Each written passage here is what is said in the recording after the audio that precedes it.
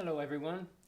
I'm just so tired tonight that I thought this would be a good time to explain to you dead weight and how to get it into the keys to produce your tone. So you have to first think, and this needs to be taught right at the very first piano lesson that anyone even has, because so often they start with tension and they don't know what they're doing with the instrument and how to get the tone out of it because they don't understand what's behind the fall board and what's in the action.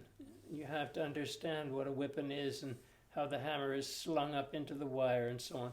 So it starts with relaxation, and if you can just think of your whole body heavy and relaxed, but sitting tall with a yardstick on your spine that goes right up from your tailbone right to the crown of your head, and shoulders relaxed. And imagine your arms are so loose in the shoulders that they're not attached into the socket. They're just hanging there. They're so heavy.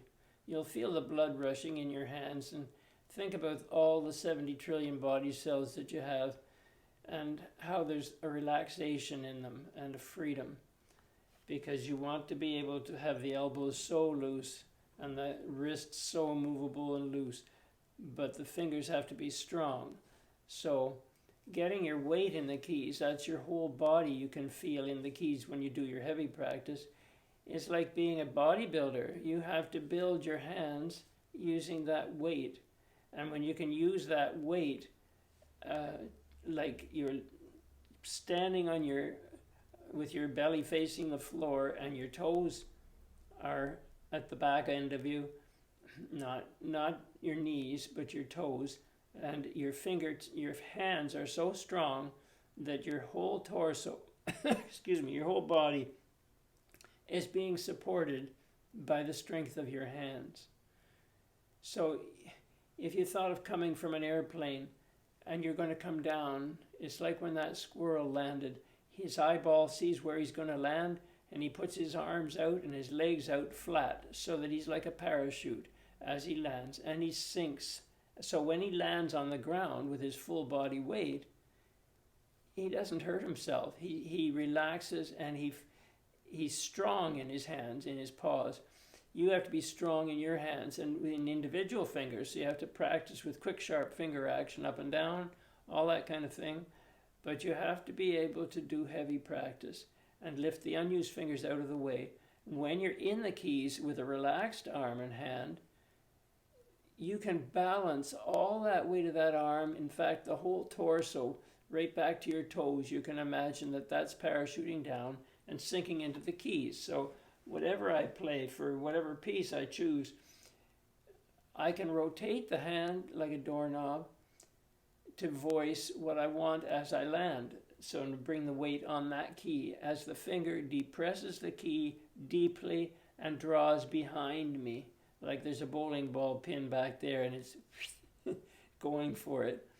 So all that freedom lets you have color when you play. It lets you control that your key doesn't go down too fast. But in the end, you're getting your weight in the keys. Like if I go...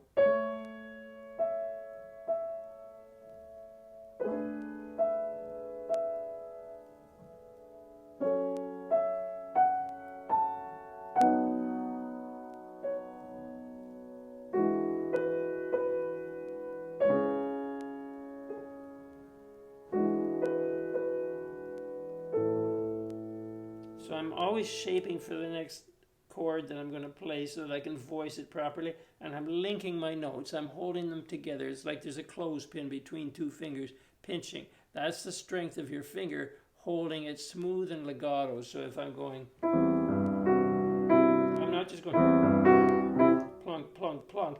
I'm sinking and landing into, and think of your arms away from you as you come down in to land like that. And you'll get a much richer tone. You'll be able to hear all the voices, soprano, alto, tenor, bass.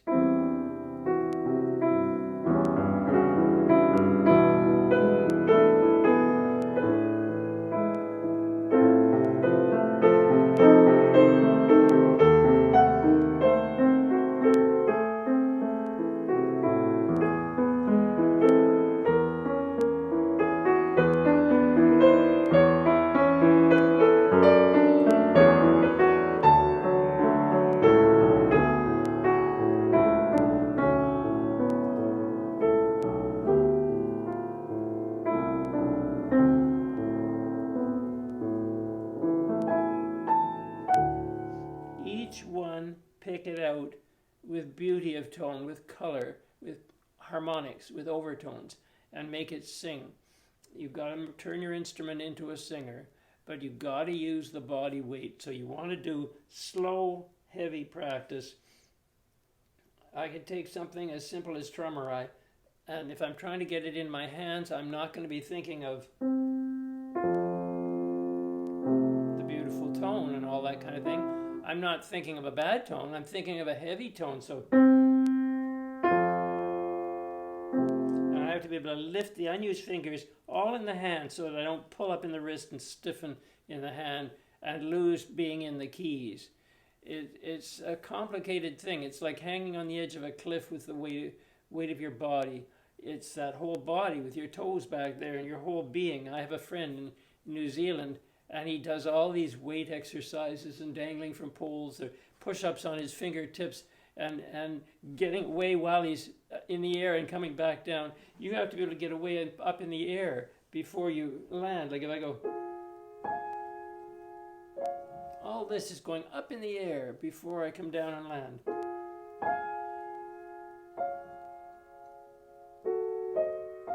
It gives you time to listen.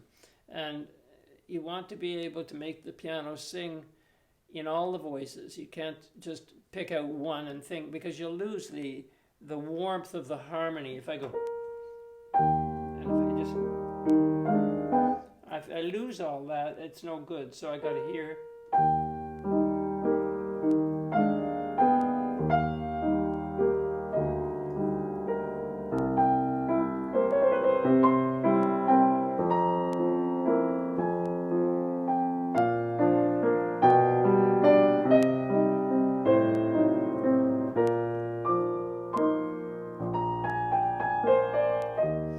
Trying to get it to sing like that, but I have to do the heavy practice.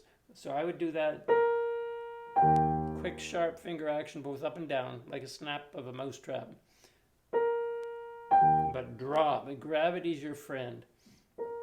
And release on the way up, like throwing a basketball up in the air. Let it decelerate and accelerate. When it decelerates, it stops and then meditates, and then it's accelerating faster and faster and faster down. And when it's going down, that's you coming in as a parachute, so the fingers can lay out and land the key gently with all your body weight when you do your heavy practice and get the piece in your hands. So, no pedal.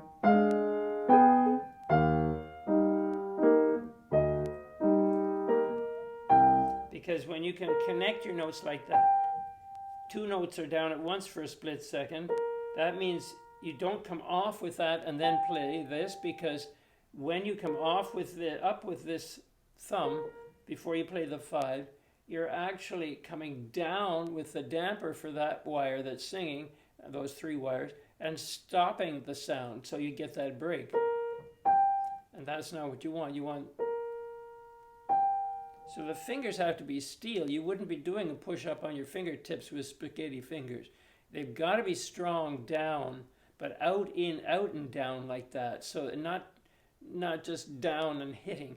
It's sinking in and movable wrist, always moving. And you're going to have a lovely tone when you do that kind of practice.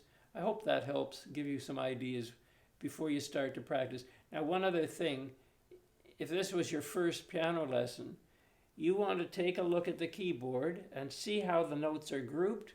They're grouped in 3, 2, 3, 2, 3, 2, 3, 2 all the way. So close your eyes and feel where there's a group of 3. Bump, bump, bump. There's a group of 3.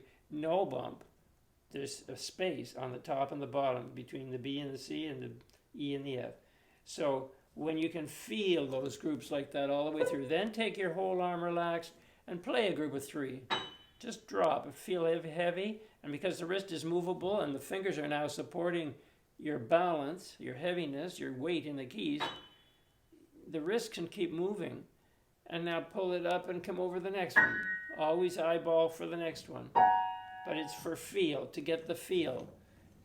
Some schools of teaching with the children, they put a sheet there that you can't see your hands at all. You have to do it all by feel. And then the body can go this way or can go this. You're sitting right in front of middle C, but you can lean toward the top, you can lean toward the bass. If you think of the keyboard up like this, you realize that the notes are up high on the ladder, the high ones, and they're down low at the bottom. So high is going up this way, low is going down this way, even though that's horizontal.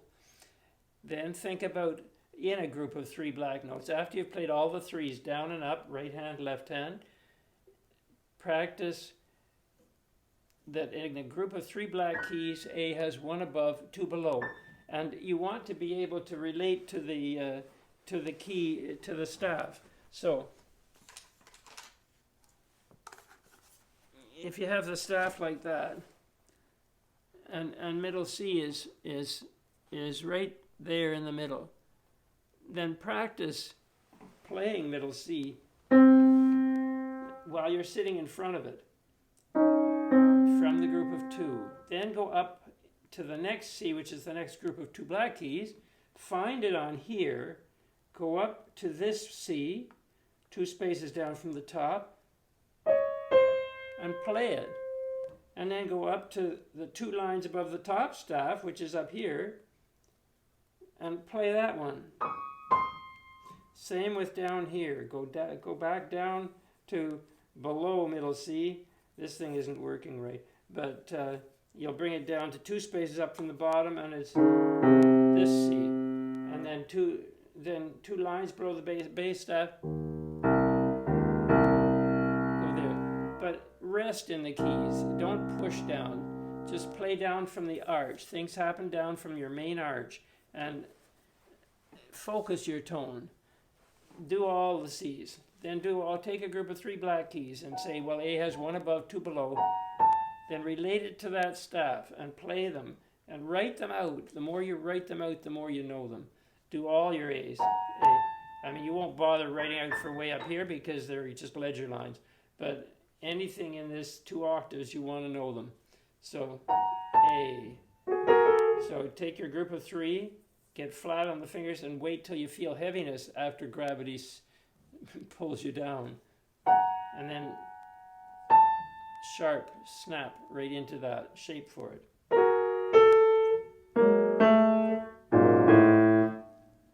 Hold it together with your hands and focus the tone that you're balancing on that finger that you can roll and rock left and right, and feel your whole arm swinging on like that, but balanced on the tip of the finger.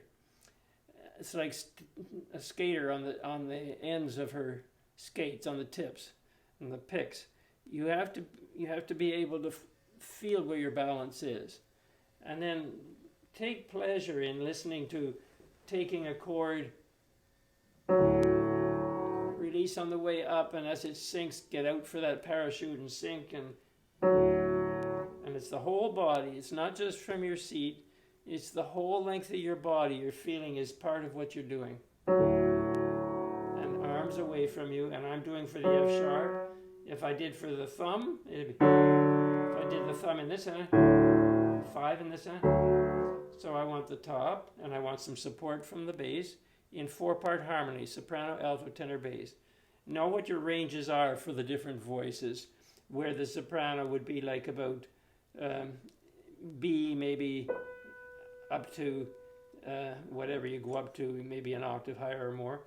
But then the alto is maybe from the B below or A below middle C up to maybe C in the right, 1 C above middle C. Then the tenor's down here and the bass down here. So you learn what your ranges are for your voices. So if I'm playing that chord, I'm loose, all 70 trillion body cells, and relaxed, dead weight, and toes behind me, and the whole body releasing on the way up. Then when I go that way and the elbows are free, then I'm hanging there then. But I didn't go down in, I go in to make a round sound.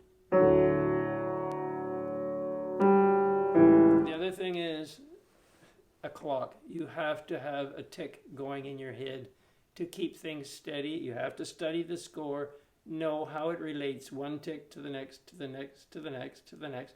Think of the note as a sponge absorbing the water. Take the time for it to absorb the water during the beat. And then you're going to think like 2 and each beat is soaking up that water, and it's you being in the water and swimming like that, balancing, floating, whatever you want to think of, but on the pad of the finger. So 2 and 3 and so it's, think of hearing a clock, and your hands are like clocks. They're making the tick of the clock. Tick, tick, tick, tick. So 2 and 3 and 1 and 2 and 3 and 1 and 2 and 3 and 1 and 2 and 3 and get quieter at the resolution of the cadence at the end of the phrase, and spread it a little. Take your time. Think backwards in time to a happy time or a sad time in your life, but take the time to reflect back like that, and it's going to make a difference to your playing. Don't just plow ahead. Take the time to microcount and hear each of those inner voice notes soaking up the tone, like.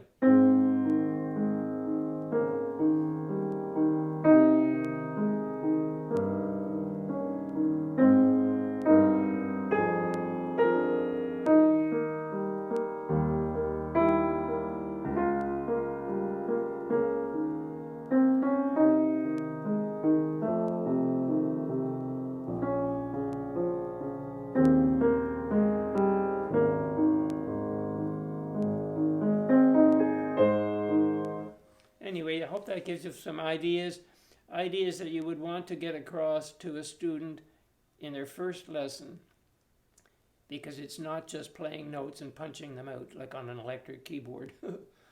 You've got to make your instrument sing. So I hope that gives you some good ideas, useful ideas.